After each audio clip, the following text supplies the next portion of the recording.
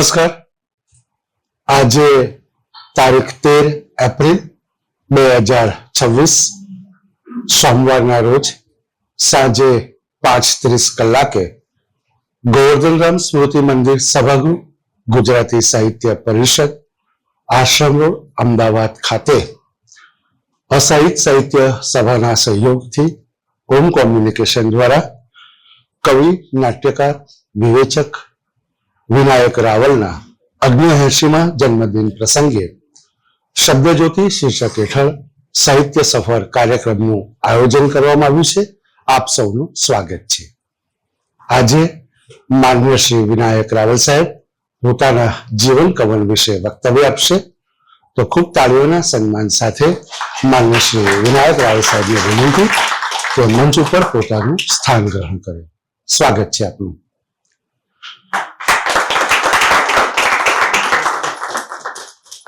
આપ જાણો છો તેમ ઓમ કોમ્યુનિકેશન દ્વારા છેલ્લા 13 વર્ષથી દિવંગત સાહિત્યકારોના જન્મદિન પુણ્યતિથિએ સાહિત્યિક વ્યાખ્યાનનું આયોજન થાય છે. તેમજ દર મહિને શબ્દજ્યોતિ શીર્ષક હેઠળ હયાત સાહિત્યકારના જન્મદિનની ઉજવણી થાય છે.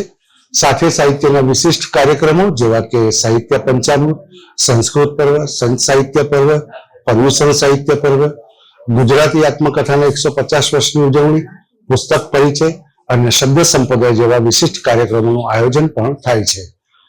આયોજન થયેલ તમામ કાર્યક્રમો યુટ્યુબમાં સાહિત્ય વિમર્શમાં અપલોડ કરવામાં આવે છે, જેથી જે અહીંયા હાજર નથી રહી શક્યા એ લોકો આ કાર્યક્રમનો લાભ લઈ શકે. માતૃભાષા ગુજરાતીનું સંવર્ધન થાય અને આજની નહીં પરંતુ આવનારી 20 વર્ષ પછીની યુવા પેઢીની નજર આપણી ભાષાના સાહિત્યકારો પર પડે, એ સાહિત્યકારોનો એમને વિશેષ પરિચય થાય. તદુપરાંત એ સાહિત્યકારો જે સાહિત્ય સર્જન કર્યું છે એના તરફ પણ એમની વિશેષ દૃષ્ટિ પડે, એ મુખ્ય હેતુથી આ પ્રકારના સાહિત્યિક કાર્યક્રમોનું આયોજન થતું હોય છે. સૌપ્રથમ આપણે સર્જકનું સ્વાગત કરીશું. માન્ય શ્રી હરદ્વાર ગોસ્વામીને વિનંતી, આપ આવો અને સંસ્થા વતી રાવલ સાહેબનું સ્વાગત કરો.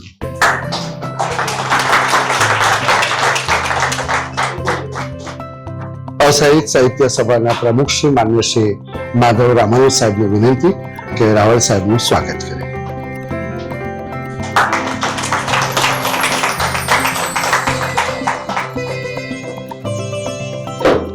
આભાર હરદ્વાર ગોસ્વામી સાહેબ, આભાર માધવ રામાનુજ સાહેબ.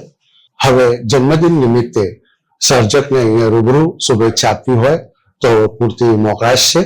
વારાફરતી મંચ ઉપર આવીને શુભેચ્છા આપી શકો એમ છો. સ્વાગત છે.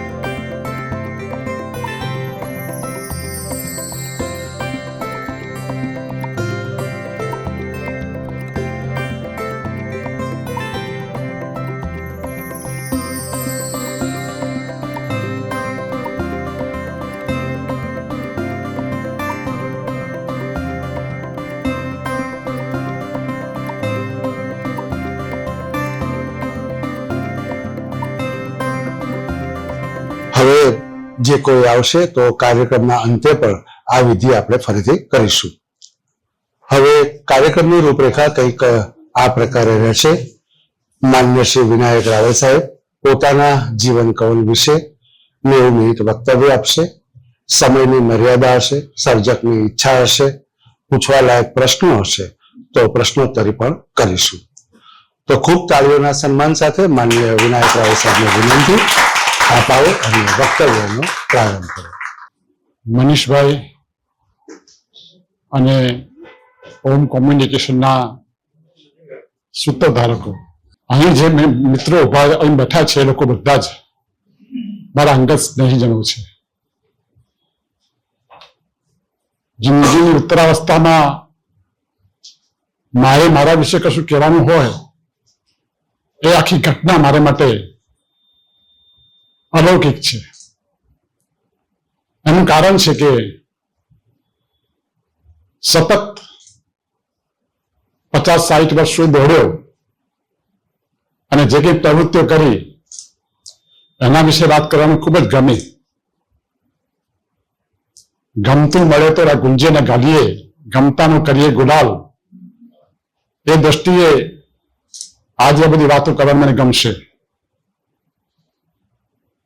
જિંદગીની ઉત્તરાવસ્થામાં કોરોના, જિંદગીની યુવાવસ્થામાં ટ્યુબરક્લોસિસ અને જિંદગીની શૈશવાવસ્થામાં શીતળા, આ 3 મહારોગોમાંથી પસાર થયા પછી આયુષ્ય લખાયું હશે એટલે આજે 78 વર્ષ પૂરા કરી રહ્યો છું. અને જોગાનું જોગ તો એ છે કે આજે એકાદશી છે અને મને પ્રિય કૃષ્ણ ચરિત્ર એ બધું ભાગવવું ખૂબ ગમે. હમણાં જ મારા નાનાભાઈ વાસુભાઈએ ઊંઝામાં પોતે ડોક્ટર હોવા છતાં ભાગવત કથા કરી. પોતે જ વ્યાસપીઠ પર બેઠા અને 7 દિવસ સુધી અમે ભાગવત પારાયણ કર્યું પિતાજી અને સ્વજનોના મોક્ષાર્થે. એમની શરૂઆત જે રીતે કરેલી એ પછી મને પણ અમુક વખત એવું થાય કે આ કૃષ્ણ ચરિત્ર કેવા પ્રકારનું છે. એનું શૈશવ અને એની ઉત્તરાવસ્થા આ બધું જોયા પછી મને એમ લાગે કે મારા જીવનમાં પણ આ કૃષ્ણ જેવું જ થયું છે. કારણ કે શૈશવ અવસ્થામાં તો મને બહુ જ્યારે સ્મરણો નથી, પણ મને એવું યાદ છે કે મારા કુટુંબીજનો મને કહેતા કે બહુ તોફાન માણસ છે. ધીંગા મસ્તી કરવી, તોફાન કરવા અને ગમે તેને અડફેટ મારી લેવા, આ બધું મને ગમતું હતું. હું નાનો હતો ત્યારે હોળીના દિવસોમાં રબારીવાસમાં છાણા લેવા માટે ગયેલો અને છાણા લેવા જતી વખતે ત્યાંના કૂતરાઓએ મારા પગને આખો ચીરો ખાધો. હજી આ પગ ઉપર એના ડાઘા છે. આ રબારીવાસના કૂતરાઓએ જે મને મારા પગને ચીરી લીધો એ હજી સ્મૃતિ ચિહ્નો છે મારા પગ ઉપર. પણ પછી શૈશવાવસ્થાના અંદર ઝાઝા સંસ્મરો નથી. મારી યાદશક્તિ ટૂંકી છે. મારા નાનાભાઈ વાસુભાઈની યાદશક્તિ બહુ મોટી છે. એટલે એમને ગાથા ગુલાબીની કરીને એમનું પુસ્તક એમની યાદોનું લખ્યું છે. એમાં મારા પિતાજી વિશે, મારા માતાજી વિશે, મારી બહેનો વિશે, મારા કુટુંબ વિશે, મારા આખા કૌટુંબિક પરિવેશ વિશે એમને વિગતો વાતો કરી છે. મને નવે લાગે એ પુસ્તક વાંચતા હતા કે એમને બધું યાદ કેવી રીતે રહ્યું છે. મારી યાદદાસ્ત બહુ ટૂંકી એટલે મને જાજુ યાદ ના રહે. એટલે આજે બોલવાનું ત્યારે પણ બધું અહીં નોટ કરીને લાવ્યો, કશું ભૂલી ન જવાય એમાં. કારણ કે 90 મિનિટ સુધી જે બોલવું છે અને જે કંઈ યાદો કરવી છે એમાં કશું રહી ના જાય. 1948 થી 1958 જે ગાળો, 10 વર્ષનો ગાળો, આ 10 વર્ષનો ગાળો મારા માટે બહુ જાજી યાદોનો ભરેલો નથી. પણ 1958 થી 68 આ 10 વર્ષના ગાળામાં બહુ કામ કર્યા. 1958માં શાળાકીય અભ્યાસ પૂરો કર્યા પછી પ્રી આર્ટ્સના અંદર હું કપડવંજ કોલેજમાં મારા કાકા ત્યાં પ્રિન્સિપાલ હતા એલડી દવે. એટલે મારા બાપુજીએ મને એમ કહ્યું કે ત્યાં જા, ત્યાં હોસ્ટેલમાં રહીને ભણજે.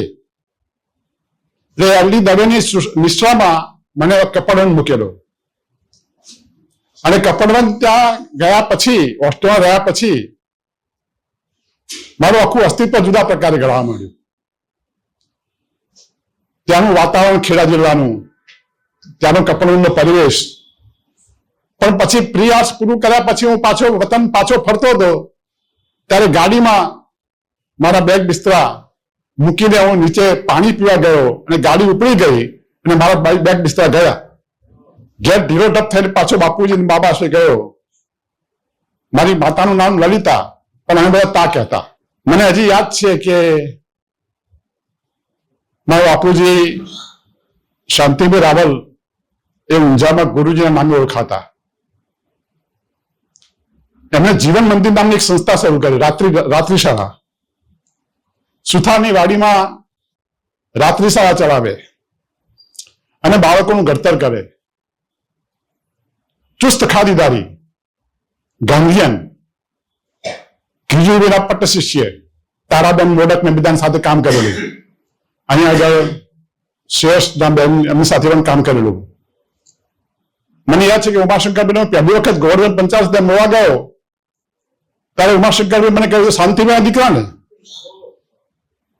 મને ખૂબ આશ્ચર્ય થયું કે ઉમાશંકરભાઈ મારા પિતાજીને કેવી રીતે ઓળખે. એટલે એમને કહ્યું કે એ તો બાળ મંદિરના બહુ મોટા આરાધક માણસ છે અને નૂતન બાળ શિક્ષણ સંઘ ચાલે એના મંત્રી હતા અને તારાબેન મોડક શ્રેષ્ઠ નામની બધા સાથે અમે જાણતા. અમે એમને એ સમયગાળામાં મને યાદ છે કે ઊંઝા ગામમાં અમને રામાયણ મહાભારતને આધારિત બાળકોની નૃત્ય નાટિકાઓ કરાયેલી. એના 15-20 શો કર્યા. એટલે આ નાટકનું તત્વ મારામાં ક્યાંથી આવ્યું એનો મને અનુસાર આ નૃત્ય નાટિકા. એ વખતે નૃત્ય નાટિકામાં રામાયણમાં મેં વશિષ્ઠનું પાત્ર ભજવેલું. નાનાભાઈ વાસુભાઈએ લક્ષ્મણનું પાત્ર કરેલું. લક્ષ્મણ એટલે ક્રોધી અને વશિષ્ઠ શાંત મુદ્રા. તો આવા બે પાત્રો મેં કરેલા એ વખતે મને યાદ છે. એ સ્ટેજ ઉપર જે પ્રોપર્ટી બનાવેલી એમાં કૃષ્ણ માટે કાળી નાગને નાથે છે એ માટે ખીલાસરીઓનો નાગ બનાવેલો. એના ઉપર ઉભા રહીને દોરો ખેંચે એમ. આ બધી ટેકનિકો મારો બાપુજી. અને બાપુજીએ જે શાસ્ત્રીય રાગોમાં બધા આખું રામાયણની જે નૃત્ય નાટ્ય કરવી, ભીમ ફરાસી ને ભૈરવી ને બધા રાગોને આધારે એમ બધા રાગો કરેલા. એ નૃત્ય નાટિકાઓ મારે કંઠસ્થ કરવી હતી પણ થઈ શકીને, પણ મારી પાસે એનું શાબ્દિક વર્ઝન છે ને મારી ઈચ્છા છે કે નૃત્ય નાટિકાઓ પ્રકાશિત થવી જોઈએ. એ થશે. હવે યુવાવસ્થાની અંદર ઘણા બધા તોફાનો કર્યા પણ પછી કપડાથી પાછા આવ્યા પછી મને જે ઉત્તમ ગુરુ મળ્યા. હું એક માત્ર એમનો વિદ્યાર્થી. ઊંઝામાં વખત નવી કોલેજ શરૂ થયેલી અને કોલેજના પ્રિન્સિપાલ હતા પુષ્કર ચંદ્રકર. અને પુષ્કરભાઈનો એકમાત્ર વિદ્યાર્થી હું. ગુજરાતી વિષય રાખનારો હું એકલો. એટલે પુષ્કરભાઈએ મને ગુજરાતીમાં તાલીમ આપી. એમ કહો ને, ગુજરાતી વિષયમાં એમને બરાબર મને તૈયાર કર્યો. પુષ્કરભાઈ ઊંઝા ગામમાં હું ટક્યા નહીં એમના સ્વભાવના કારણે. કારણ કે ગમે ત્યાં આખા બોલ્યા હતા અને ગમે ત્યાં સ્પષ્ટ કહી દે. અમારું તો પટેલનું ગામ એટલે પુષ્કરભાઈ જાજુ ત્યાં બન્યું નહીં, ગોઠ્યું નહીં. એટલે ચાલ્યા ગયા. એટલે ત્યાં ગુજરાતી વિષય બંધ થઈ ગયો. એટલે હું SYBA કરવા માટે LD આર્ટ્સ કોલેજમાં દાખલ થયો. LD આર્ટ્સ કોલેજમાં મને બે ઉત્તમ ગુરુઓ મળ્યા, હેમંત દેસાઈ અને આર્યુ જાની. આ બે નામ મારા માટે બહુ અગત્યના છે. આ બંને ગુરુએ મને ખૂબ સુંદર રીતે ટ્રેન કર્યો. ગુજરાતી ભાષામાં કેવી શુદ્ધિ હોવી જોઈએ, ગુજરાતી ભાષા કેવી રીતે બોલવી જોઈએ, ગુજરાતી ભાષામાં શું કરવું જોઈએ, આ બધું એમને મને ખૂબ ખાખતથી શીખવાડ્યું. હેમંતભાઈ તો મારા કુટુંબીજન જેવા હતા. પણ પછી 1968માં હું BA થઈ ગયો. પુરુષોત્તમભાઈ માવંકર સાહેબ મારા ત્યાં ઊંઝા આવેલા એક રોટરીના પ્રોગ્રામમાં અને મને કહ્યું તું ફેલોશિપ લઈ લે, કારણ કે હું યુનિવર્સિટી ફર્સ્ટ ક્લાસ હતો. એટલે ગુજરાતી વિષયમાં ઉત્તમ મારું રિઝલ્ટ હતું. એટલે માવંકર સાહેબ રોટરી ક્લબમાં ત્યાં ભાષણ કરવા માટે આવેલા ઊંઝા. એટલે એમને મને કહ્યું કે તું LDમાં ફેલોશિપ લઈ લે. તો હું ફેલોશિપ લઈ આવવા માટે તૈયાર એટલો જ હતો કે બાપુજી ની કમાણી એવી નથી કે આખું ઘર ચાલે. એટલે 1968માં મેં સર્વોદય વિદ્યાલય ઉનાળામાં શિક્ષક તરીકે નોકરી શરૂ કરી. શિક્ષક તરીકે નોકરીમાં મને ખૂબ આનંદ થાય છે કે મારા હાથ નીચે તૈયાર થયેલા વિદ્યાર્થીઓ આજે પણ મને યાદ કરે છે. ઉનાળામાં જે શિક્ષણ કાર્ય મેં કર્યું એક વર્ષ ત્યાં રહ્યો. પછી બીજા વર્ષે હું બારિશના જગ્યા ખાલી પડી એટલે બારિશના ગયો, સિવિલ વિદ્યાલય બારિશનામાં. અને ત્યાં મને જે આચાર્ય મળ્યા એ ઉત્તમ કોટીના આચાર્ય હતા. મને એટલું બધું પ્રોત્સાહન આપે એના પૂછો વાત. અને મેં ત્યાં આગળ નાટકો બાળકો પાસે તૈયાર કરાયા. અને તાલુકા યુવક મહોત્સવમાં, જિલ્લા યુવક મહોત્સવમાં, રાજ્ય મહોત્સવમાં મારા નાટકો ડંકો વગાડતા હતા. પહેલો નંબર આવે બધા નાટકોનો. અને ખૂબ સુંદર દિગ્દર્શન કરીને આખું કામ કરતું. વક્તૃત્વ સ્પર્ધામાં છોકરાઓ તૈયાર કરેલા. એક સમય એવો આવ્યો બારિશનાની સ્કૂલને જિલ્લા યુવક મહોત્સવમાં 10 મેડલ મળ્યા. ત્યાંના આચાર્ય મને કહે કે તમે કારીગરી કરી ગયા, બધા છોકરાઓ કેવી તૈયાર કર્યા તમે? મેં કીધું મને શોખ છે એટલે કર્યા. પછી ઊંઝા આવ્યો. બારિશનામાં એક વર્ષની જગ્યા ખાલી હતી, પૂરી થઈ ગઈ એટલે બીએડ કરવા માટે જે માણસો ગયેલા પાછા આવ્યા એટલે ઊંઝા પાછો મારે જીએલ પટેલ સ્કૂલમાં મારે શિક્ષક તરીકે આવવાનું થયું. 3 વર્ષ ઊંઝા સ્કૂલમાં કામ કર્યું. ત્યાં મને યાદ છે ત્યાં સુધી રેડિયો નાટક મેં કરેલા. અને રેડિયો નાટકમાં ત્યાંના વિદ્યાર્થીઓ લઈને હું આવેલો આકાશવાણી ઉપર. અને ત્યાં રેડિયો નાટક બહુ સુંદર રીતે પ્રસારિત થયેલા. આ બધી પ્રવૃત્તિઓ કરતા કરતા ઊંઝામાં રહેતા મને એમ લાગ્યું કે ઊંઝામાં જેનો ઇતિહાસ છે એ અસહાયતા નામની સંસ્થા ઉભી કરી તો કેવું. પણ એ પહેલા મેં ત્યાં એક બીજી સંસ્થા ઉભી કરેલી, નામ એનું યુથ ફ્રેન્ડ્સ એસોસિએશન. યુવાન છોકરાઓને ભેગા કર્યા, એક ટીમ બનાવી અને કહ્યું કે આપણે બધી જાત જાતની પ્રવૃત્તિઓ કરીએ. મને યાદ છે કે પહેલું પ્રવચન પ્રકાશના શાહનું મેં ગોઠવેલું ત્યાં. અને બીજું પ્રવચન મેં સચ્ચિદાનંદ સ્વામીનું ગોઠવેલું ત્યાં આગળ. અને ત્રીજું પ્રવચન કલાપી વિશે મેં રાજીવ જાની સાહેબનું ગોઠવેલું.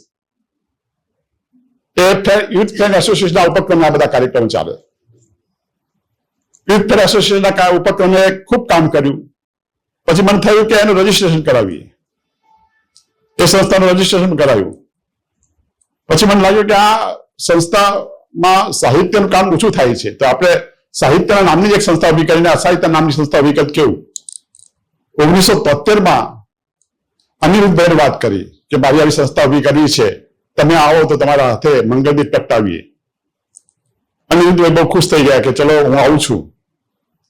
પણ મેં પહેલા મેં નક્કી કર્યું કે એડવાઇઝરી કમિટી એવી બનાવીએ કે આ બધા જ ઉત્તમ કોટીના માણસો હોય.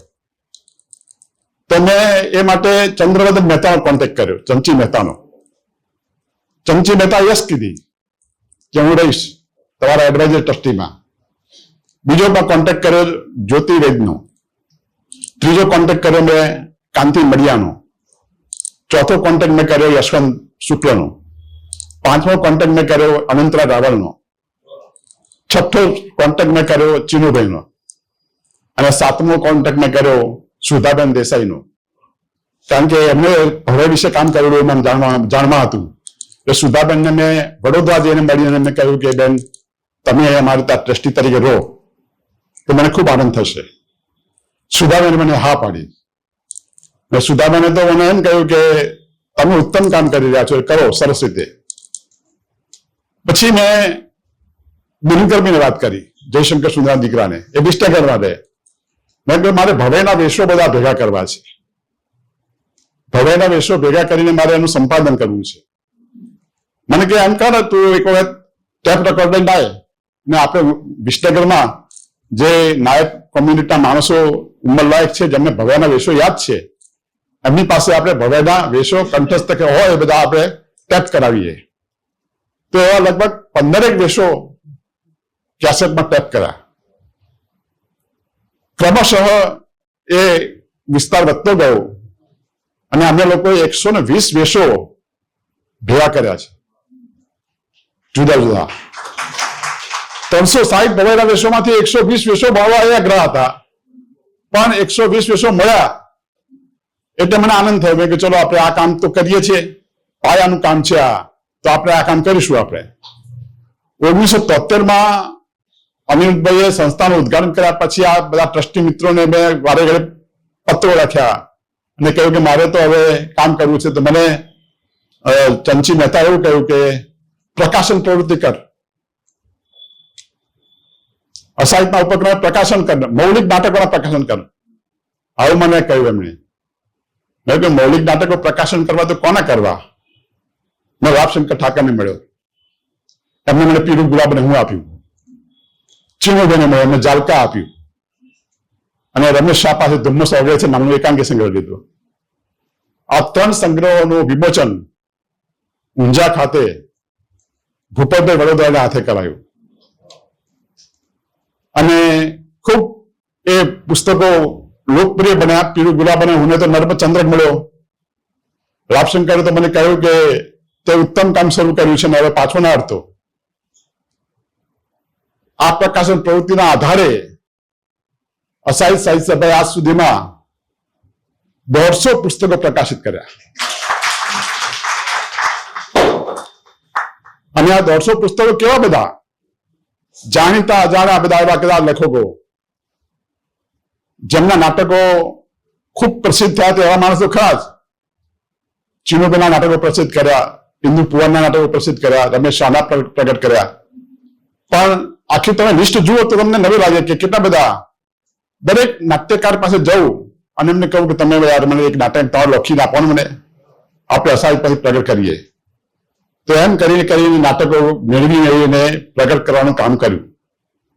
અને મને આનંદ એ વાતનો છે કે આજે અસાહિત સાહિત્ય સભા પાસે મધુરાયના તમામ નાટકો ઉપલબ્ધ છે. એટલે આજે મને કેટલી વખત ફોન આવે મુંબઈથી, ગમે ત્યાંથી કે અમારે નાટક જોઈએ છે. મેં કહ્યું ભાઈ હું તો બધા રંગના પ્રકાશન આપી દઉં છું, તો ત્યાં ફોન કરીને કહું કે તમને આપે. હવે એક ભાઈનો હમણાં જગદીશ વખારિયા કરીને મુંબઈથી એક ભાઈનો ફોન આવ્યો. મને કે તમે ઉત્તમ જે કામ કર્યું છે એમાંના કેટલાક પુસ્તકો તો રંગાદે પ્રકાશન પર છે જ નહીં. મેં કયા પુસ્તકો? એટલે કે મને કે છગન રોમિયો વિશે, પ્રાંશુક નાયક વિશે ત્યાં જે મોનોગ્રાફ કરેલા, અમૃત કેશવ નાયકનું મોનોગ્રાફ કરેલો, દિનકરભાઈ મને બહુ મદદ કરેલી એમાં. અમે દિનકરભાઈ બંને બેસીને લિસ્ટ બનાવીએ કે કયા કયા જૂના કલાકારો એવા છે કે જેમના વિશે વિગતે લખી શકાય.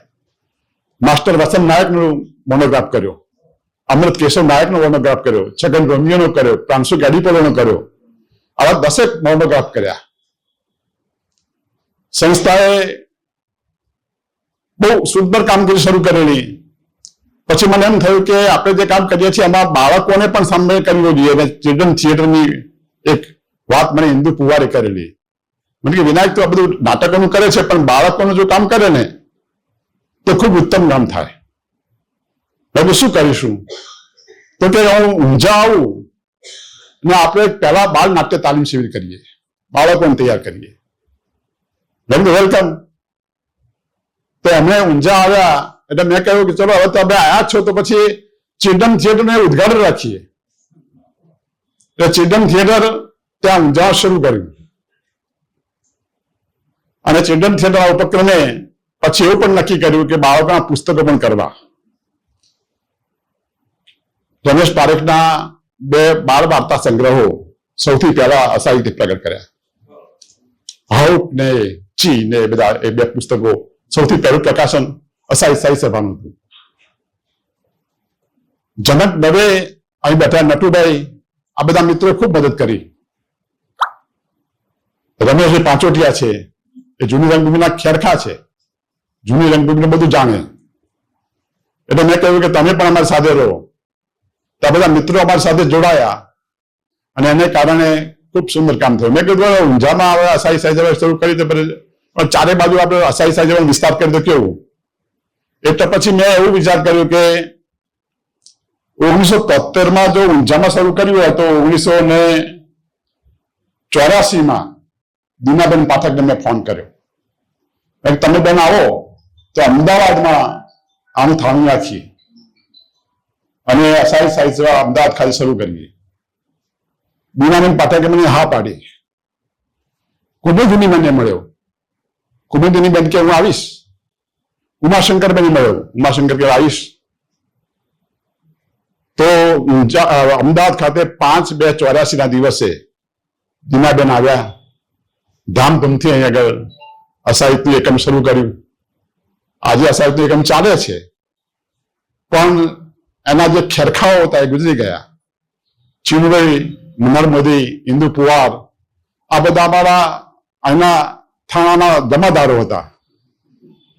એટલે એ લોકો અહીં આગળ જાત જાતના પ્રોગ્રામો કર્યા કરે. ચીનુભાઈ મારે કાનમાં ફૂંક મારીને એવું કહ્યું કે કોઈ પણ સાહિત્ય છે ને એ બહુજન સંવિધાન સુધી પહોંચાડવું ને તો એના ભાવકને સુધી પહોંચાડવા માટે અભિવ્યક્તિનો તાલીમ શિબિર કરવો જોઈએ. અભિવ્યક્તિ કરવા માટે, અભિવ્યક્તિકરણ માટે વાંચન કરવું જોઈએ પુસ્તકોનું.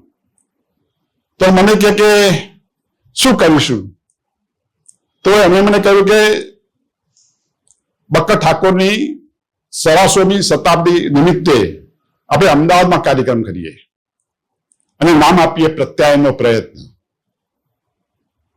મેં કીધું વાહ, પ્રત્યાયનનો પ્રયત્ન નામની એક શૃંખલા શરૂ થશે. મારા મને એવું હતું. અને પછી તો પ્રત્યાયનનો પ્રયત્ન અહીંયા આગળ શરૂ કર્યો. પણ એ જે ઘટના છે ને એ ઘટના બહુ મને આનંદ કરતા બની ગયેલી. એનું કારણ છે કારણ કે એ ઘટનાની અંદર પ્રત્યાયનનો પ્રયત્ન જે પહેલો પ્રયત્ન શરૂ થયો ને એમાં કોણ કોણ જોડાયા એની વાત કરું તમને. નિરંજન ભગત સાહેબે એમની કવિતા વાંચવાનું નક્કી કર્યું. બક્કર ઠાકોરની કવિતાઓનું વાંચન એમને કરવાનું નક્કી કર્યું. અને એની સાથે જે ચંદ્રકાંત શેઠ, ચંદ્રકાંત ટોપીવાળા, ચીનુભાઈ આ બધાએ બક્કર ઠાકોરના કાવ્યો વાંચ્યા. અને પછી બક્કર ઠાકોરની વાર્તાઓ પણ વાંચવામાં આવી અને બધા ધુરંધરો માણસો એમાં જોડાયા. અને એ રીતે પ્રત્યાયનનો પ્રયત્ન શૃંખલા શરૂ થઈ.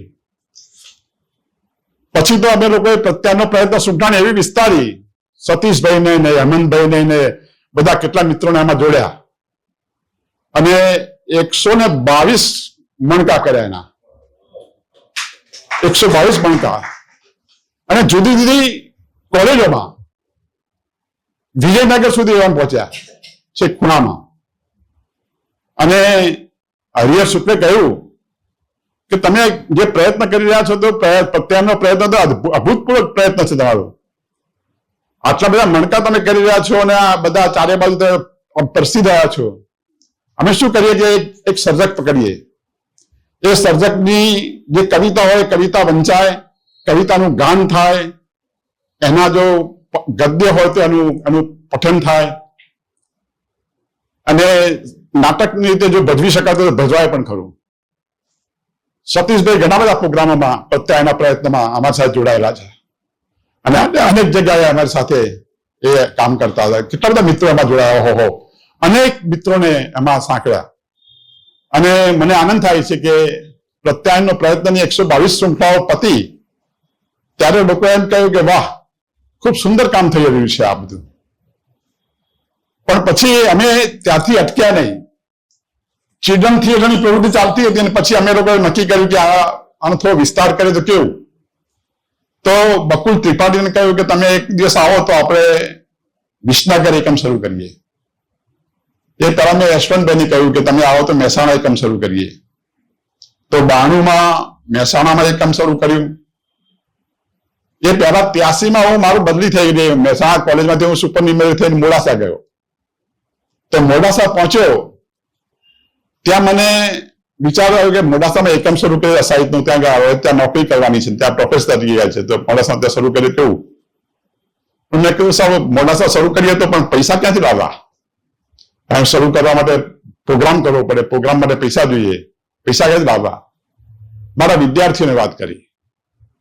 સાહેબ 1000 વિદ્યાર્થીઓ 20-20 રૂપિયા આપ્યા અને 20000 રૂપિયા ભેગા થયા. અને 20000 રૂપિયામાંથી મોડાસા એકમનો શરૂઆત માધવભાઈ આવેલા. એમાં રઘુવીરભાઈ, ચંદ્રકાંત શેઠ, માધવ રામાનુજ અને 2 નાટકો કર્યા. પોલમ પોલ ભરત દવેનું અને અંતિમ અધ્યાય, આ 2 નાટકો ત્યાં કર્યા. અને આખું ગામ ગાડું કર્યું મોડાસા. 2 નાટકો થયા એટલે લોકો ખુશ થઈ ગયા કે ક્યાં વાત હે, સરસ શરૂઆત થઈ ગઈ. પછી મોડાસામાં અમે લોકોએ ગીત ગામનો પ્રોગ્રામ ગોઠવ્યો. દલપત પઢિયાર ને વિનોદ જોશી ને બધા બોલાયા, તમે ગાઓ, ગીત ગાઓ. લોકોએ ગીત ગાયા. પુરુષરાજ જોશી આવ્યા, દલપત પઢિયાર આવ્યા, બધા મિત્રો આવ્યા અને ખૂબ ઉત્તમ રીતે પ્રોગ્રામ પાર પડ્યો. ત્યાં આગળ સ્મૃતિ વ્યાખ્યાનમાળા શરૂ કરાવી મોડાસામાં. મોડાસામાં રહ્યો ત્યાં સુધી તો મોડાસામાં ધમધપાટ બધું ચાલતું હતું. મોડાસા એકમ શરૂ થયું, પછી મહેસાણા એકમ શરૂ થયું, કારણ કે પછી ત્યાંથી પાછું બદલી થઈને મહેસાણા પાછું આવવું પડ્યું. એટલે મહેસાણા પાછો આવ્યો એટલે મહેસાણા એકમ યશવંતભાઈના હાથે શરૂ કરાવ્યું. 2092માં મહેસાણા એકમ યશવંત શુક્લના હાથે શરૂ કર્યું. 2093માં વિસ્તારક એકમ બકુલ ત્રિપાઠીના હાથે શરૂ કર્યું. 1994માં સુરત મુકામે ભગવતી કુમાર શર્માએ શરૂ કરાયું. અને 1996માં સોમવારે કલોલ એકમનું ઉદઘાટન અશ્વિની ભટ્ટે કર્યું. બાકી રહ્યું હતું તે પાટણ એકમ શરૂ કરાયું બળવંત પાસે, અને પાલનપુર એકમ પ્રવીણ દરજી પાસે શરૂ કરાયું. અને 2000માં વલ્લભ વિદ્યાનગર મધુરાઈ પાસે કરાયું. કનુને ત્યાં કહ્યું કે તું બધું સંભાળ. કનુ ચિત્રકાર હતો અને નાટ્યકાર પણ હતો, અભિનેતા પણ હતો. એટલે કહ્યું કે તું પ્રમુખ બન ના બધું કામ કર. અને કનુએ ઇન્દુભાઈ સાથે બધા શો કરેલા, એટલે એમનું માન રાખે એટલે તમે કે આવો ને અમે નાટક કરીએ ત્યાં આગળ. તો ત્યાં એક નાટક બી કર્યું એને કનુએ એ દિવસે ઉદઘાટનમાં. તો આ રીતે સાહિત્યનો વ્યાપ વધતો ગયો અને સરસ રીતે કામ ચાલતું ગયું. વડોદરા મુકામે માર્કંડભાઈ નાટ્ય મહોત્સવ કરવા માંગતા હતા. માર્કંડભાઈ મારી એડવાઇઝરી કમિટીમાં હતા. એટલે માર્કંડભાઈ મને કહે કે તું આવે તો આપણે 3 દિવસનો નાટ્ય મહોત્સવ કરીએ. કરીએ આપણે, કશો વાંધો નહીં. મને કે પૈસા થઈ પડશે. હું હંમેશા આવી રીતે વિચારતો હતો, પૈસા કોઈ પૂછે ને તો હું કહું થઈ પડશે. આજ સુધીમાં એટલા બધા પ્રોગ્રામો કર્યા પણ મને હજી સુધી પૈસાની ખેંચ નથી પડી. પૈસા ગમે ત્યાંથી આવ્યા કર્યા છે, લોકોએ આપ્યા કર્યા છે. આ 2013માં નિવૃત્ત થયા પછી કલા વિમર્શ શરૂ કર્યું ને ત્યારે મને અમુક મુરબ્બીઓ અને મહાનુભાવો કહેલું કે 4-5 વર્ષ ચાલે એટલે આનો ઉડાડો, આ કઈ ચાલવાનું નથી. આટલી બધી કલાઓ લઈને તમે કામ કરવાના છો. અરે વાતમાં દમ નથી કશો. એ મિત્રોને મેં કહ્યું કે આ 14મું વર્ષ ચાલે છે, કલા વિમર્શ જીવે છે, કલા વિમર્શ જીવે છે અને કલા વિમર્શનું કામ ચાલુ છે. મારા એક બીજા વ્યક્તિત્વનો તમને ખ્યાલ આપું. હું મોડાસામાં હતો ત્યારે મને ત્યાંના આચાર્ય એવું કહ્યું, ત્યાં ત્રિવેદી સાહેબ આચાર્ય તરીકે હતા, વીપી ત્રિવેદી. એમને કહ્યું કે હવે ભાઈ એનસીસી નું કામ તારે સંભાળવું પડશે. મેં કીધું મારે સંભાળવાનું એટલે કે તારે ટ્રેનિંગ લેવા જવું પડશે. મેં ક્યાં? એ કામટી. મેં કામટી હું ટ્રેનિંગ લેવા માટે જવું? એટલે કે હા પણ બધું એનસીસી નું કામ કોણ સંભાળશે? જગ્યા ખાલી પડી તારે કરવું તો પડશે ને. એટલે મારા માટે આ નવી ઉપાધિ હતી કે આ કામટી જવાનું, ટ્રેનિંગ લેવાની. પણ છતાં પછી ત્યાં જરૂર હતી માણસની એનસીસી ના અંદર, તો કામટી ગયો. 28 દિવસ બાદ મારું આખું લઈ બદલાઈ ગયું. સવારે ઉઠાડે, 10 કિલોમીટર દોડાવે, ખભે વર્ષ દોડાવે, મને કે દોડો. એટલે કીધું ભૂલી જઈશું તો કારણ આ કામ મારું નથી. પણ એમ કરતા કરતા 28 દિવસ ગમે તેમ કઈ પૂરા કર્યા અને સેકન્ડ લેફ્ટનન્ટ મને રંગ મળ્યો. સેકન્ડ લેફ્ટનન્ટ બધું મારે મળે તો આશ્ચર્યજનક ઘટના હતી કે હું આ સેકન્ડ લેફ્ટનન્ટ કેવી રીતે બની શકું. પણ મને લાગે છે કે મારો ટીબી નો રોગ એમાંથી જતો રહ્યો. એ જેમાં દોડાવ્યો ને બધું ચેક કર્યું ને ત્યાં મારા મૂળમાં જે કઈ હતું ખરાબ તત્વ એ શરીરમાં ભાગી ગયું મારું. એટલે સેકન્ડ લેફ્ટનન્ટ બન્યો એ આખી ઘટના મારા માટે નવી હતી. પછી તો 1982, 83, 84 ત્યાં કામ કર્યું. પછી પાછું મહેસાણા આવી ગયો અને બહુ ઉત્તમ રીતે બધા કામો શરૂ કર્યા. 1968 થી 2010 સુધી મારી શૈક્ષણિક પ્રવૃત્તિ ચાલી. અને શૈક્ષણિક પ્રવૃત્તિમાં જે ઉત્તમ 2 નાટકો મેં કર્યા. આગળ HK આર્ટ્સ કોલેજનો જે કયો પારિતોષિક વીણાવેલી એકાંકી નાટ્ય સ્પર્ધામાં મારું નાટક લઈને આવ્યો. શ્રીકાંત શાહનું નાટક હતું, આપણે બધા આકાશ નીચે ઉભા છીએ. મેં ડિરેક્ટ કરેલું અને એના નિર્ણાયક તરીકે જસવંત ઠાકર, અનસુયાબેન આ બધા નિર્ણાયક તરીકે હતા. એ નાટકને પહેલો નંબર મળ્યો અને અમને કહ્યું કે આ નાટક છે ને અભિનય કરનારા કલાકારો નથી, આ દિગ્દર્શકનું નાટક છે, ડિરેક્ટર્સ નાટક, ધીસ ઇઝ ડિરેક્ટર્સ ડ્રામા, એવું જસવંત ઠાકરે કહ્યું. અમે લોકોએ પુષ્કળ નાટ્ય મહોત્સવ કર્યા, પુષ્કળ નાટ્ય શિબિરો કરી, 18 નાટ્ય શિબિરો કરી, મીડિયા વર્કશોપ કર્યો. એમાં નાટ્ય શિબિરોમાં એક વખત એના પૂર્ણાવત સમારંભમાં જસવંત ઠાકર આવેલા ઊંઝા, અને એમને કહેલું કે ઉત્તર ગુજરાત તો અભિનેતાઓની ખાણ છે અને તમે લોકો આવું સુંદર કામ કરી રહ્યા છો. આનંદ થયો. એ 7 દિવસનો નાટ્ય શિબિર હતો અને કેટલા બધા માણસો એમાં જોડાયેલા ટ્રેનિંગ આપવા માટે. પણ આમાં ચીનુભાઈ, લાભશંકર, રમેશ શાહ, ઇન્દુ પુવાર, આ માણસો મારા માટે કાયમ માટે બેકિંગ હતા, પીઠબળ હતા. હું કોઈ પણ કામ કરું તો એમનું કહેવું હતું, વિનાયક અમારો સપોર્ટ છે, તને તું ગમે તેમ ઝુકાય અને તું જે કામ કરીશ અમે અમારો સપોર્ટ છે, પૂરેપૂરો સપોર્ટ છે. અમે પુષ્કળ કામ કર્યું સાથે રહીને. ચીનુભાઈનું ઓચિંતું ચાલ્યા જવું એ મારા માટે બહુ ફટકો હતો, પણ ચીનુભાઈ જતા જતા મને કહેલું કે મારા ગયા પછી માધવને તું મૂકજે અસાહિતા પ્રમુખ તરીકે. એટલે મેં અસાહિતના પ્રમુખ તરીકે માધવભાઈને પત્ર લખ્યો, ફોન કર્યો. માધવભાઈએ કહ્યું કે ચીનુભાઈની મરજી હતી અને તમારું કહેવું છે તો પછી હું બોલાઈશ, વાંધો નહીં આવે. તો માધવભાઈ એ રીતે મારી સાથે જોડાયા. બહુ આનંદ થયો. 2010માં હું રિટાયર થયો કોલેજમાંથી અને નરેન્દ્રભાઈના કહેવાથી એટલે ત્યાં મહાદેવભાઈ દેસાઈને લોકો મારે ત્યાં આવ્યા અને તમે અમને કહ્યું કે તમે મહેસાણા જિલ્લાનું વાંચે ગુજરાતનું તમે અધ્યક્ષપદ સંભાળો. મેં કીધું કે સંભાળીએ.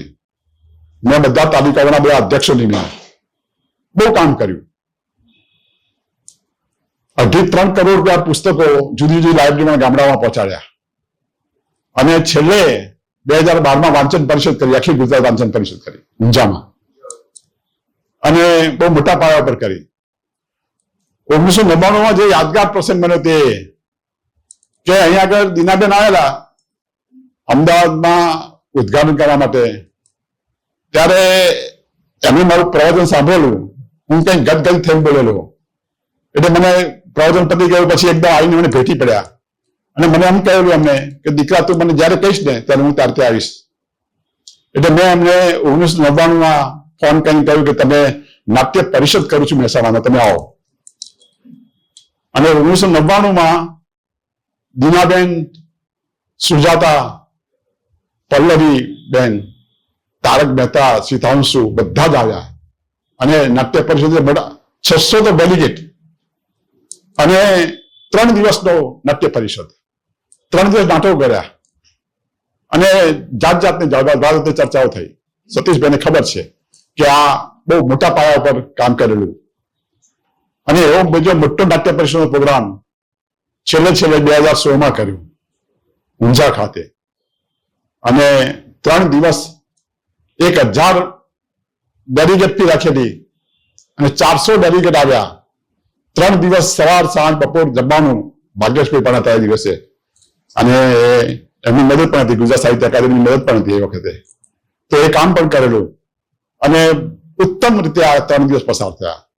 છેલ્લે રાજુ ભારતનું સોક્રેટિસ નાટક કર્યું. વાહ, ક્યાં બાત હે.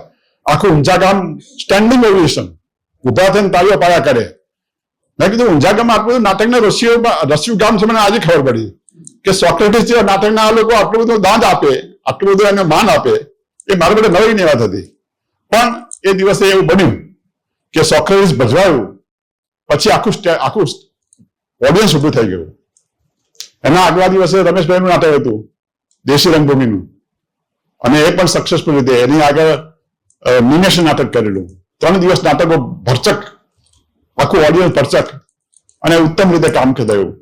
2013માં અમે લોકોએ કલા વિમર્શ શરૂ કર્યું છે અને અનેકવિધ પ્રવૃત્તિઓમાંથી થોડો વિશ્રામ લઈને પણ આ કલા વિમર્શને સતત જીવતું રાખવાનું કામ અમારા મનમાં રાખ્યું છે કે કોઈ પણ રીતે કોઈ પણ પ્રકારે આ કલા વિમર્શ ધબકતું રહે, ચમકતું રહે, ચાલુ રહે.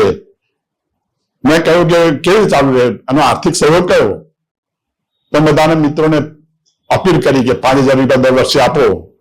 તેવા 35-36 મિત્રો તૈયાર થયા અને દર વર્ષે 5,000 રૂપિયા આપ્યા કરે અને આ કલા વિમર્શ ચાલ્યા કરે.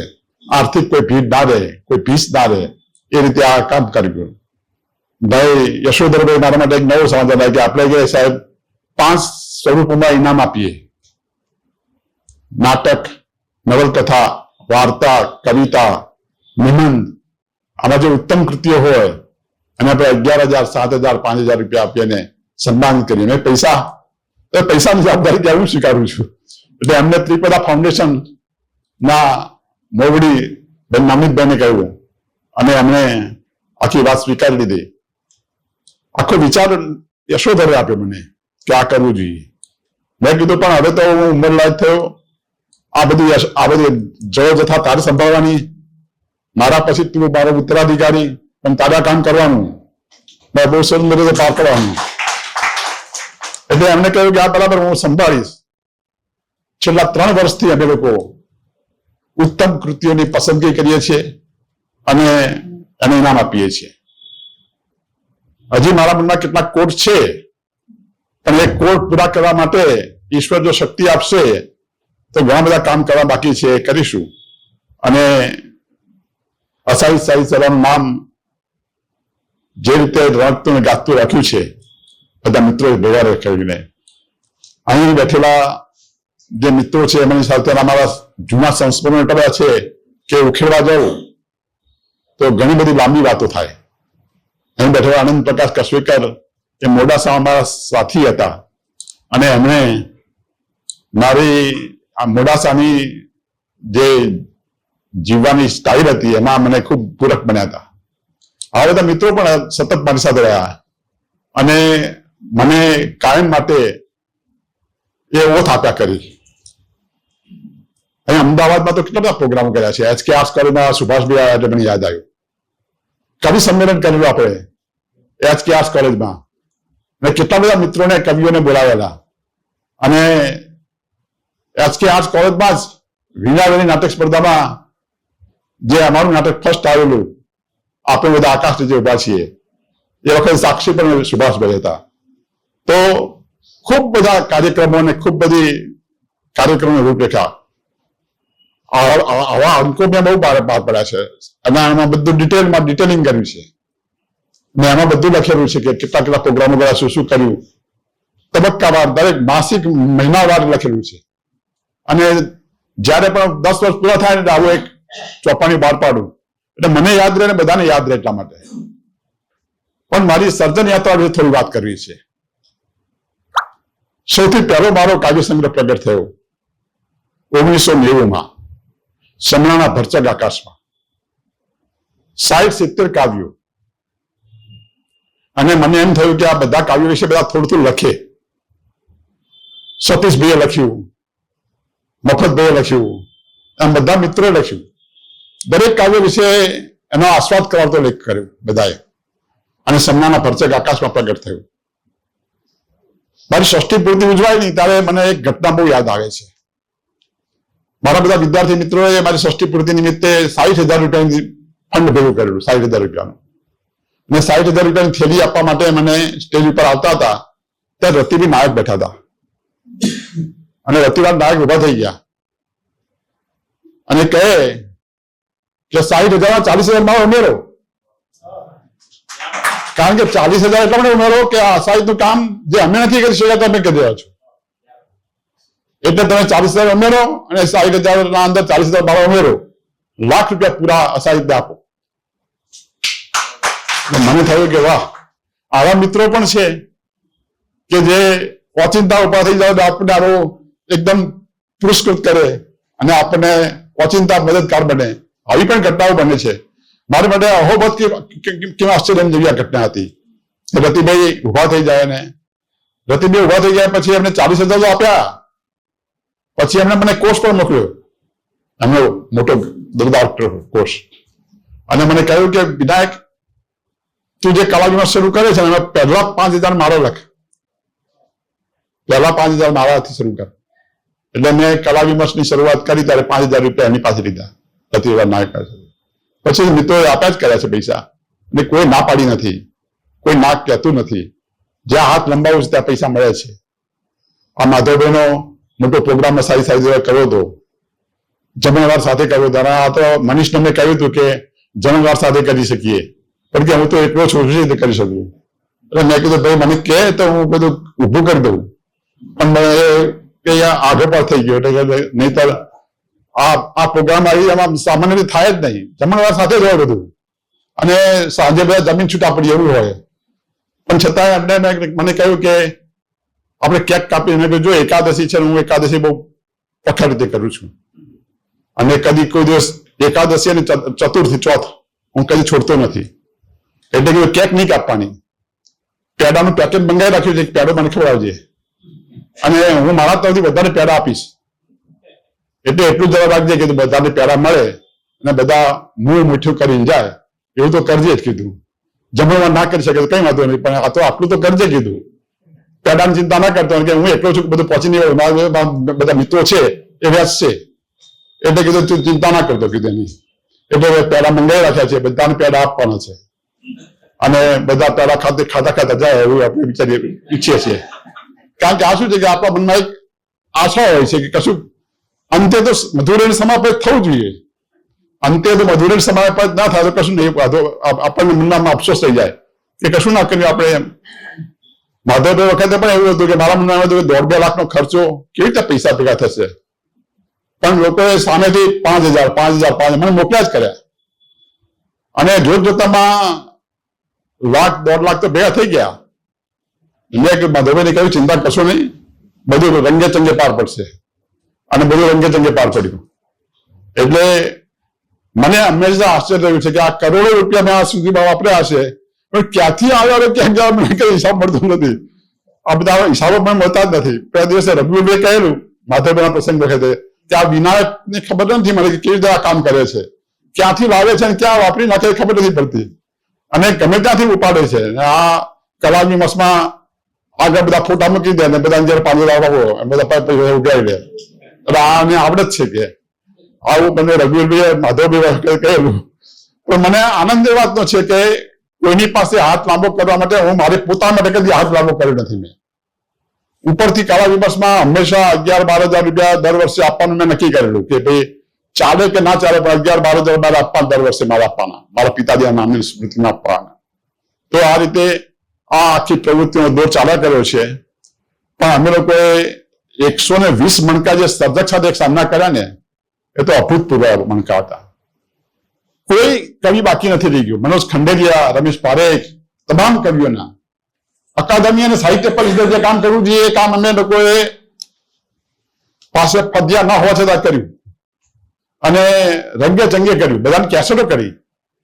રમેશ પારેખના કાવ્યો વંચાયા. રમેશ પારેખને 2 વખત મેં બોલાયા, અને ઊંઝા ગામમાં એમનો પ્રોગ્રામ રાખ્યો, મહેસાણામાં રાખ્યો, અને એક મહાશિવરાત્રી આવેલા રમેશભાઈ, અને રંગે ચંગે એ તો પાછા ગાય.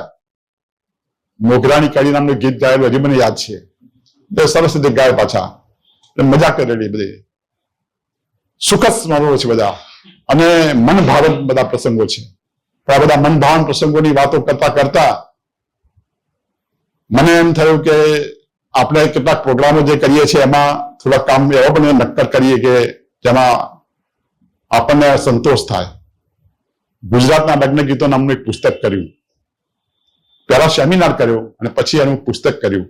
આજે પુસ્તક ટેક્સ્ટબુક છે ત્યાં ઉત્તર ગુજરાત યુનિવર્સિટીમાં અકાદમી સાહેબ પ્રગટ કરેલું છે. એની બીજી આવૃત્તિ પણ અકાદમી કરશે. તો એ પુસ્તક બહુ સુંદર રીતે લખાયું, એનું સંપાદન કર્યું મેં. પછી એવી સરસ રીતે ચિનુભાઈના બધા કાવ્યોનું સંપાદન કર્યું. બધા જ પુસ્તકોનું ભેગું કરીને બધા ઉત્તમ કાવ્યો લીધા.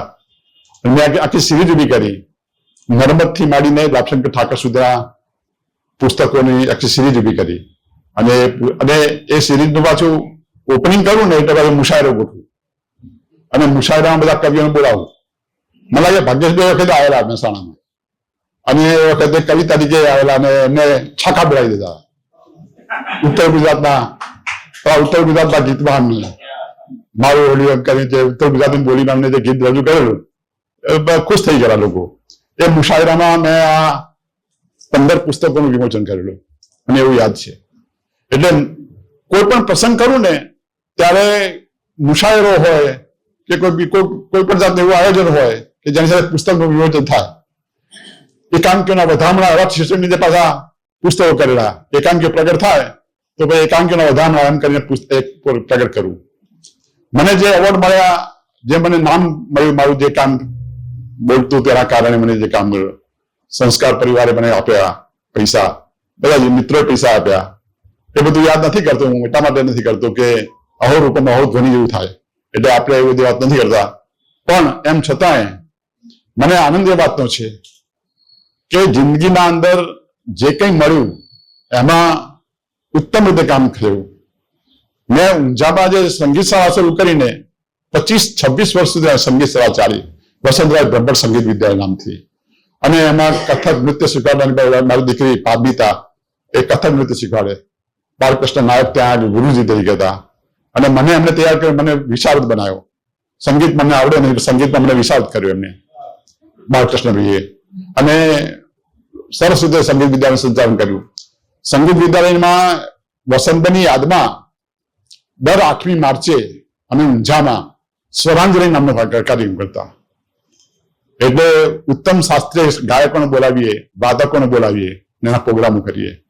ઊંઝા ગામ તો બધું વેપારી ગામ, છતાં આવા પ્રોગ્રામો થાય લોકોને આશ્ચર્ય થતું કે આ વિનાયકભાઈ શું કરે છે બધું. એટલે બધા જસવંત રાવલે લખેલું ત્યાં વાંદરાઓને ગામમાં આવીને આવીને ફરે છે આ માણસ. એટલે હવે એને કટાક્ષ કરેલો, પણ બહુ સરસ રીતે આખે કામ ચાલેલું. અને દર 27મી ફેબ્રુઆરીએ એક બીજો પ્રોગ્રામ કરતા અમે, સંગીત દ્વારા કવિતાનો આસ્વાદ. અને કવિતા માટે સંગીત કેવું કામ કરે છે, અમર ભટ્ટને બોલાવેલા અને બધા કેટલા બધા ગાયકોને બોલાવેલા, અને સંગીત દ્વારા કવિતાનો આસ્વાદ સતત થયા કરે એવા પ્રકારનું એક ઉત્તમ કામ સંગીત દ્વારા કવિતાનો આસ્વાદ નામથી કર્યું.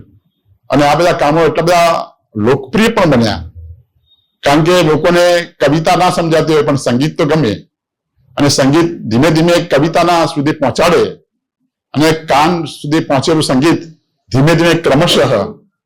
અમે જૂની રંગભૂમિના ગીતો પર પ્રોગ્રામ કરેલો, કેમ બરાબર ને, મહેસાણામાં મબલક રીતે આખું કામ કરેલું.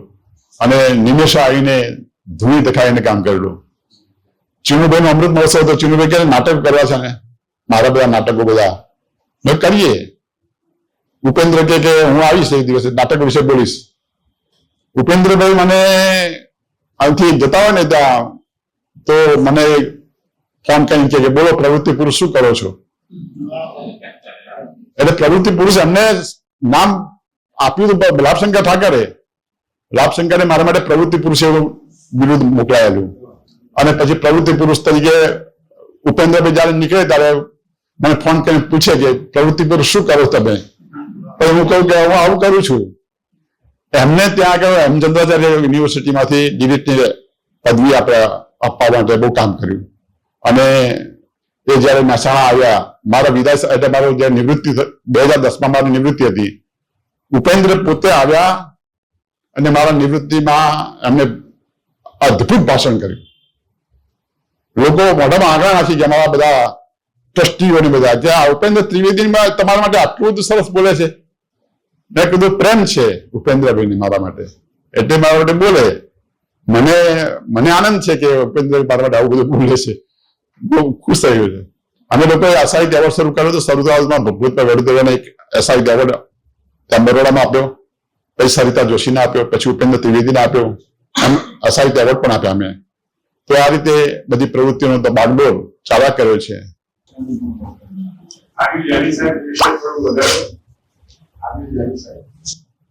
આર્ય જાની સાહેબ એટલે મારા માટે પ્રેરણા મળતી.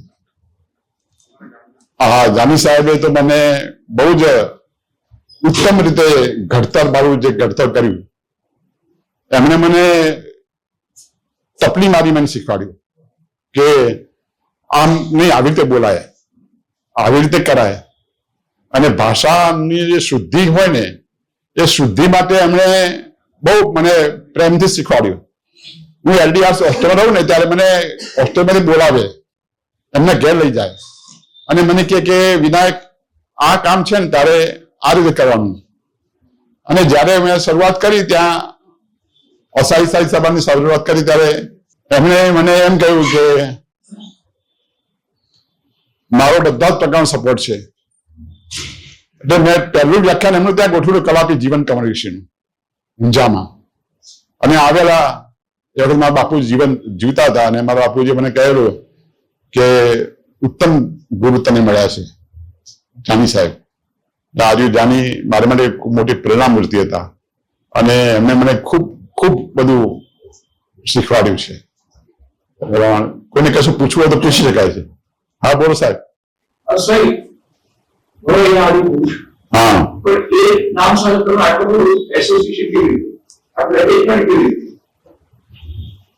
એનું કારણ મારા પાલોદરના ગામ સાથે છે.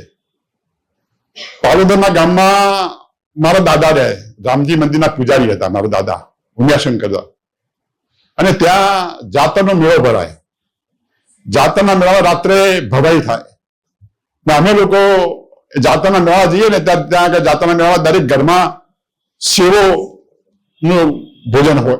અમે ખાસ એટલા માટે જતા ઓસાવાળી સેવો ખાવાના અને એ ખાવા માટે ખાસ મારા દાદા ત્યાં જતા. અને રાત્રે જે ભવાઈ થાય ને અને મસાલના અજવાળે જે ભવાઈ થાય એ અમે જોયેલી છે. અને એ ભવાઈના અંદર અમે બધું કામ જોયેલું. અને અમે કારણે મને આ વાત મને દીનાબેને પૂછેલી ત્યારે મેં દીનાબેનને પણ આ જ કહેલું કે મારું પ્રેરણા સ્થાન પાલોદર છે. પાલોદર ગામ મારું પ્રેરણા સ્થાન છે. હું પ્રાથમિક શાળામાં મારા મોટા બાપા પાસે ધોરણ 6 કે 7માં ભણવા માટે ત્યાં 1 વર્ષ રહેલો. અને એને કારણે પાલોદર ગામની અંદર જે ભવાઈના વેશો થતા જાતરના મેળામાં એટલે સાંગોપાંગ જોયેલા છે. ચીમનભાઈને પહેલી વખત મેં ત્યાં જાતરના મેળામાં રાત્રિ વખતે મસાલા અજવાળે નાચતા જોયા છે. એટલે એ વખતે મને થયેલું કે આ ભવાઈ આ પ્રકારની થાય અને એ લોકો જે મસ્તીથી કામ કરે મસાલા અજવાળે ને પાછો પેલા જે હાથમાં પેલા દિવાળી નામ નીકળે ને તે કાકડા લઈને કાકડા એમને ખરેખર તો સ્પોટ લાગી હતી એમની એમનું મોઢું દેખાય એટલા માટે તો એ રીતે સ્પોટ લાઇટ થી કામ કર્યા કરે તો બધાને દેખાય કે આ કેવા અભિનયના ભાવ આવે છે. આ તો બધી કલાકારી કરી હતી. મને બહુ આનંદ થઈ ગયો હતો કે આ આવું ભવાઈનું કામ.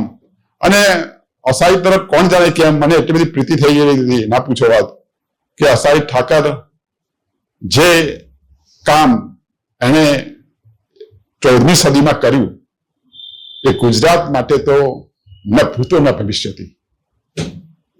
લોકનાટ્યને ધૂળમાંથી પાગરેલું નાટક આપણું ટોટલ થિયેટર જેને કહેવાય ને એ ટોટલ થિયેટરનો બેઝ છે. એટલે આમાં બધું નૃત્ય આવે, નાટ્ય આવે, સંગીત આવે, સાહિત્ય આવે. આ બહુ અદભુત વસ્તુ છે.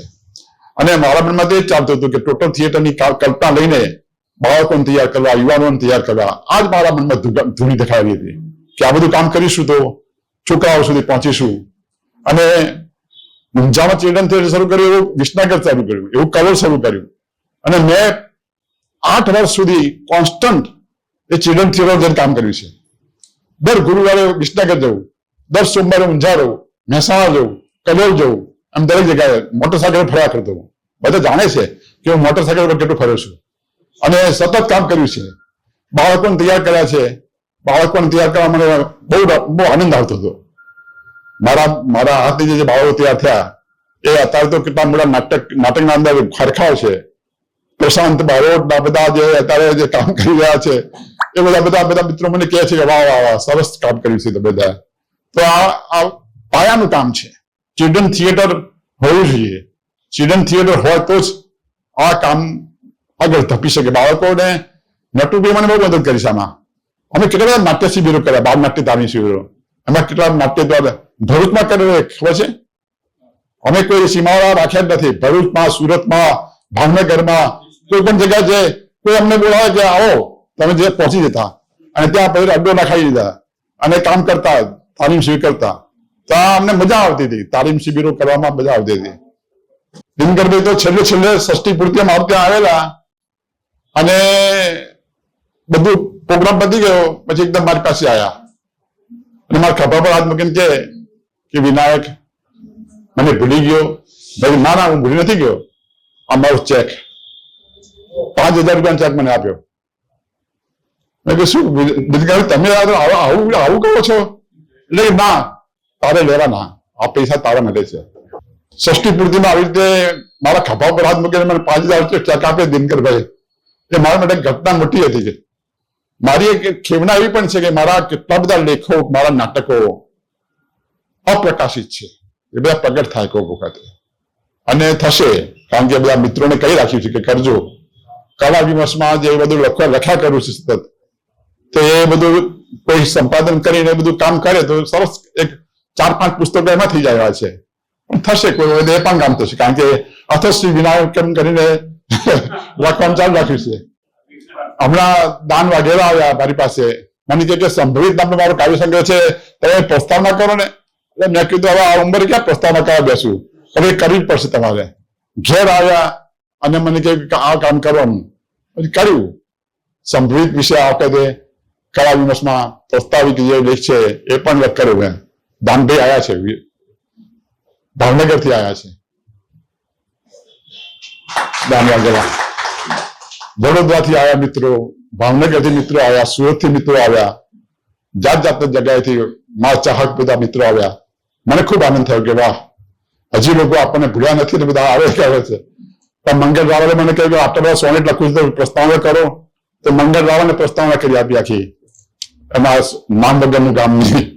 એ પણ ખુશ થઈ ગયા. મને કે વિનાયકભાઈ, અને મારો સ્વભાવ છે કે ઝીણું કાપીને પણ લખવું, એમ આમાં આળસ નહીં કરવી. કોઈ પણ કામ હાથમાં લઈએ તો પછી એના અંદર ઉપર છેલ્લું કામ નહીં કરવું, થોડું ઝીણવટથી કામ કરવાનું. એટલે એ રીતે કામ કર્યા કરીએ છીએ, મજા આવે છે, આનંદ થઈ જાય છે.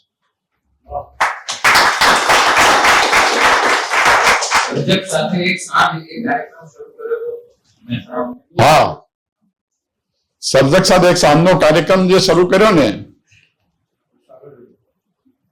એ આશ્રય હોટલમાં શરૂ કરેલો.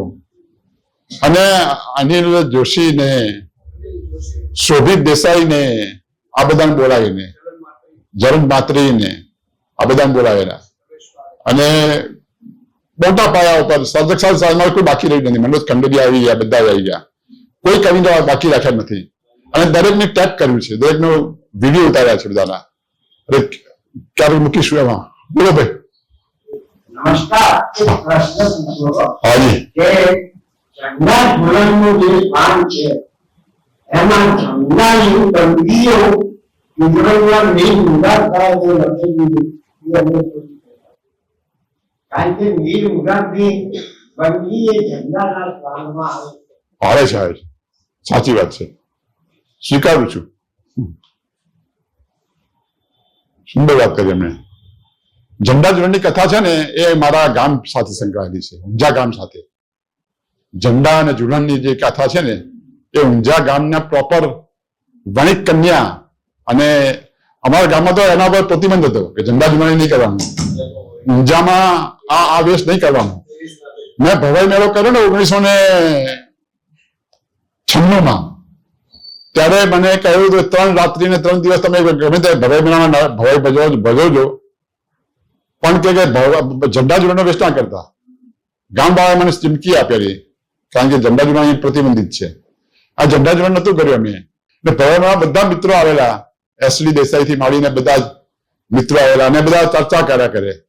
એને લેખ પણ કર્યો એસડી દેસાઈ વિશે, ભવાઈ મેળા વિશે. જનક દવે પણ લેખ કરેલો એના વિશે કે ભાઈ ભવાઈ મેળો કેવો થયેલો ઉત્તમ કુટીનો. ચીનુભાઈ નાયક આવેલા. ચીનુભાઈ નાયકે પાછા ભવાઈ મેળામાં ઉભા થઈને એક ગીત ગાયેલું, મને એવું યાદ છે. એ જૂના જમાનાની યાદમાં અમને. ચીનુભાઈ એમાં બહુ રસિક હતા અને ચીનુભાઈની મદદથી જ ભવાઈ મેળો કરેલો મેં. ચીનુભાઈ કે આપણે ભવાઈ મેળો ઊંઝામાં કરીએ.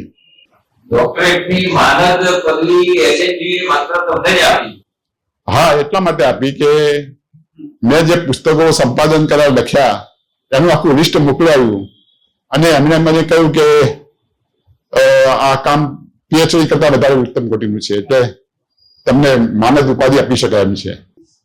હું ગોવર્ધન પંચાલ ઉમાશંકરભાઈ પાસે ગયા. ઉમાશંકરભાઈને પૂછ્યું કે હવે અમારે મેગેઝિન શરૂ કરવું છે તો નામ શું આપીશું? ઉમાશંકરભાઈ બીજું શું આપવાનું કે વેશ રાખો, વેશ. તો વેશ માસિક શરૂ કર્યું. ઇન્દુભાઈને તંત્રી બનાવ્યા અને વેશના અંકો શરૂ કર્યા અને વેશના લગભગ 4 વર્ષ સુધી અંકો ચાલ્યા. 4 વર્ષ સુધી ચાલ્યા.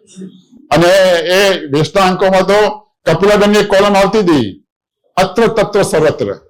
કળા વિમર્શમાં યશવંત દાદા અત્યારે વિદેશી વાર્તાઓનો અનુવાદ આપ્યા કરે છે. મને સંપાદકો કેવા સરસ મળી ગયા છે. અભિજીત વ્યાસ કામ કરે છે અને બધા કેટલા બધા મિત્રો કામ કરે છે. બધા મિત્રો કહે છે કે સરસ રીતે કામ થશે અને ચાલ્યા કરશે. મેં યશોધને કહ્યું, જો આ પડવા ના દો તો કીધું, આ તારે બધું સંભાળવાનું છે અને બધું કામ તારે ઉપાડ લેવાનું છે. મારું તો ગમે ત્યારે ખરી પડવાનું થાય.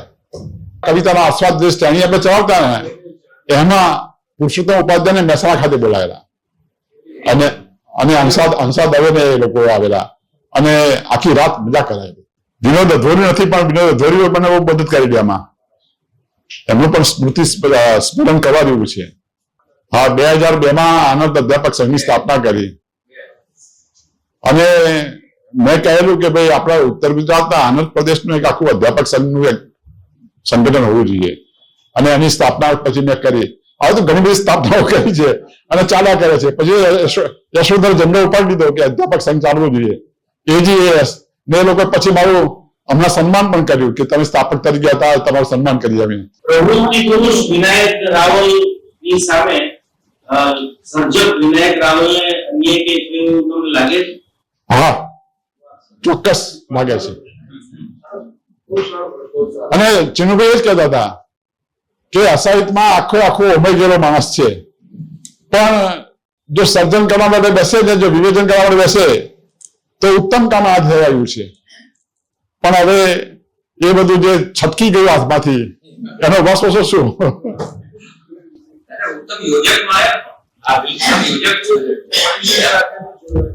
હા, 9 વર્ષ સુધી ગુજરાતી સાહિત્ય પરિષદમાં રહેલો અને એમાં એક વખત ચંદ્રકાંત ટપુરા એમાં ચરબડ થયેલી. એ બધી વાતો કરવા બેસીએ તો મજાની વાતો છે. અહીંયા આ હોલમાં મન્નાર મોદીનો વિદાય સમારંભ રાખેલો, એ પરદેશ જવાના હતા ત્યારે. અને આ હોલમાં પછી મારા આઈસ્ક્રીમ પાર્ટી એવી નીકળી. ચંદ્રકાંત ટપુરા બીજા દિવસ મને બોલાયો, ખખડાયો. મને કહે કે આવું બધું ના કરાય, આપણે જે નિયમ છે નિયમ વિરુદ્ધ તમે બધું કામ કર્યું છે. હું નિયમની હસી તેસી કીધું, હવે કામ કર્યું તો થઈ ગયું. હવે એમાં શું?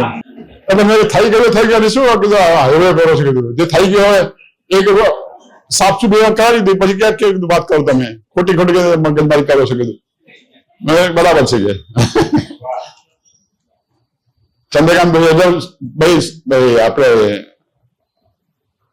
સર્જકનો સાક્ષાત્કાર જે ભાઈ કરતા રાધેશ્યામભાઈએ જીવ્યા ત્યાં સુધી કલા વિમર્શમાં કાવ્યનો આસ્વાદ કરવાનું કામ કર્યું.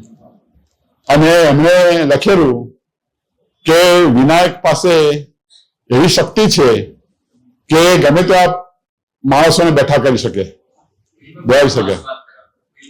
ફિલ્મી ગીતોનો આસ્વાદ કરતા, ગુજરાતી કવિતાનો આસ્વાદ કરાવતા, બે કામ કરતા, ફિલ્મી ગીતોનો આસ્વાદ અને કવિતાનો આસ્વાદ બંને. રાધેશ્યામચંદ્રના જીવ્યા ત્યાં સુધી એમને કામ કર્યું મારી સાથે. અને મને કહ્યું કે વિનાયક ખૂબ સુંદર કામ કરે છે અને અદભુત કામ થયું છે. અને એમને સર્જકનો સાક્ષાત્કારમાં લખેલું કે ચંદ્રકાંત ટપુરાનો પ્રસંગ લખેલો એમને કે ચંદ્રકાંત ટપુરા કઈ ખખડાયા, પછી વિનાયકભાઈ આવું બોલેલા અને પછી વિનાયકભાઈ કહ્યું કે પરિષદ કાગડાના માણસો એવું નાટક કરીશું. આવું પરિષદ કાગડાના માણસો આવું નાટક કરીશું, આવું મેં કહેલું ભાઈ. તમે કીધું આવું નાટક લખીશું, પરિષદ કાગડાના માણસો. કીધું કાગડા ઉગાડવા નથી કીધું, પ્રોગ્રામ તો કરતા નથી કીધું તમે ના પ્રોગ્રામ. પરિષદ એક વખત એવો છેદ દીધેલો મને, ગુજરાત સાહિત્ય પરિષદ મંત્રી હતો છતાંય મને છેદ દીધેલો. એ છે એટલે અમે લોકો નક્કી કર્યું કે 20 ગુજરાતી એકાંકીઓનું મંચન કરવું અને એના વિશે આસ્વાદમૂલક વાતો કરવી. તો એની સાથે હું જોડાયો, પરિષદ જોડાણી અને બીજી એક સંસ્થા પણ જોડાણી. તો 3 જણા ભેગા નક્કી કરવા કરવું. પછી પરિષદ કે અમારે નથી આવવું, કઈ વાંધો ના આવો તો કીધું અમે કરીશું. તો અમે લોકોએ ત્યાં આગળ વિઝ્યુઅલ આર્ટ સેન્ટરમાં 20 એકાંકી નાટકોનો નાટ્ય મહોત્સવ કર્યો. 28/6/1991 થી 5/7/91 સુધી 20 એકાંકીઓ. પહેલું આપણું નાટક હતું જે એ નાટક એકાંકી લઈને છેક સૌમ્ય જોશીનું રમીરોને યાદ ત્યાં સુધી નાટકો 20 એકાંકીઓ અને આખું નાટ્ય મહોત્સવ કર્યો. ગુજરાતી એકાંકીની દશા અને દિશા શું છે એ જાણવા માટે. અને પછી મને થયું કે આ પ્રોગ્રામ હું ઊંઝા કરું તો કેવું, એટલે મેં 19/10/91 થી 23/10/91 સુધી ઊંઝા મુકામે 15 એકાંકીનો નાટ્ય મહોત્સવ કરેલો. આ એકાંકી નાટ્ય મહોત્સવ બહુ જબરજસ્ત નાટ્ય મહોત્સવ હતો અને આ બધા જ મિત્રો જોડાયા. ઉષ્ણ સાહેરાએ મને યાદ છે. અને ઉષ્ણનો સંબંધ મારો કેવી રીતે કે પરિષદે ચૂંટણીમાં ઉભા રહ્યા પ્રમુખ તરીકે અને મને કે વિનાયક તારી મદદની જરૂર પડશે. મેં મદદની જરૂર પડશે તો કરીશું જ ને, તમે તો કવિ છો. તો પછી મને કે કેવી રીતે કરશો? મેં તો ચિંતા ના કરો, તમે 100% પરિષદના પ્રમુખ છો.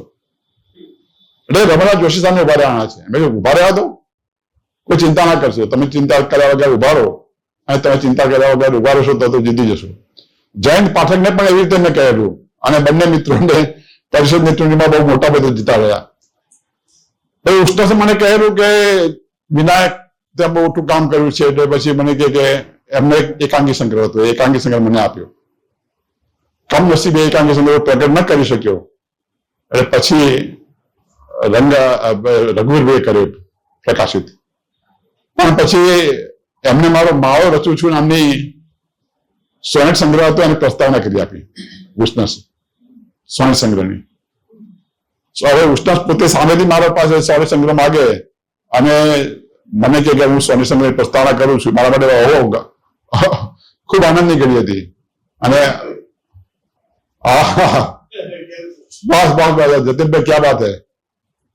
જતીનભાઈ તો અમારે ત્યાં મોડાસામાં પ્રોફેસર તરીકે સાયકોલોજીના એ દિવ્યાંગ આંખે જુએ ને એની છતાં ઉત્તમ કામ કરે, અદભુત કામ કરે જતીનભાઈ. જન્મદિવસની શુભેચ્છાઓ. 50 વર્ષ પહેલા આપણે બે મોડાસાની કેમ્પસની હોસ્ટેલના ગેસ્ટ રૂમમાં સાથે રહેતા. અને એ વખતે તમે આ બધા સ્વપ્ન જોયેલા. અને વાત કરતા તમે. ખરું ખરું. આ કરવું છે, તે કરવું છે. તમારી ઉંમર એ વખતે 28 વર્ષ. અને મારી ઉંમર 26 વર્ષ. બરાબર બરાબર. અને સમૂહ એકદમ યુવાનીનો આપણો જોર હતો. અને તમે ખૂબ સપનાઓ જોયેલા હતા. અને આજે 89 બધું જન્મદિવસ છે. કેટલો સંતોષ છે. આનંદ છે આજે. સંતોષ પૂરેપૂરો છે. જે કામ કર્યું બસ એનો આનંદ છે, એનો આનંદ છે. ચોક્કસ જતીનભાઈ. જતીનભાઈ મારી સાથે મોડાસાની રૂમમાં અમે બે સાથે રહેતા અને મજા કરતા. અને છેલ્લે યમ બ્રહ્મા વરુદંડ રુદ્ર મૂર્ત સ્તુન્વંતિ દિવ્યસ્ત ભય વેદૈ સાંગ પદક્રમોપનિષદૈ ગાયંતિ યમ સામગા ધ્યાનાવસ્થિત તદ્ગતેન મનસા પશ્યન્તિ યમ યોગિનો યસ્યામ તમ વિદુસુરા સુરગણા દેવાય તસ્મૈ નમઃ. બધું દેવાય તસ્મૈ નમઃ. એમને શું.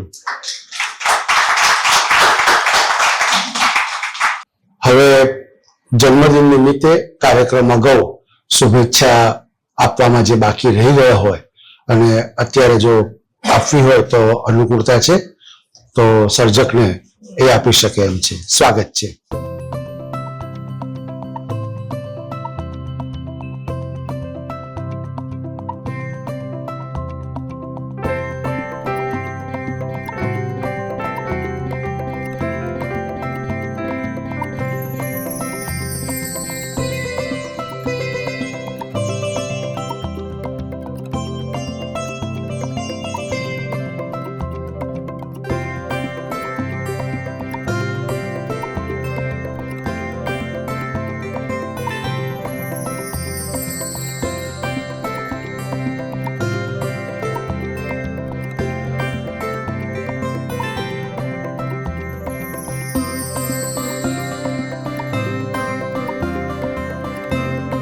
હવે સર્જકની ઈચ્છા પ્રમાણે જન્મદિન નિમિત્તે કેકના બદલે એ સ્વયં પોતે પેંડા લઈને આવ્યા છે. એ કેકની જગ્યાએ પેંડાથી એમનું જન્મદિનની ઉજવણી કરીશું. સાથે એમની ઈચ્છા અનુસાર આપ સૌને પણ એ પેંડા આપવા માંગે છે, તો એ પણ એમનો સ્વીકાર કરજો.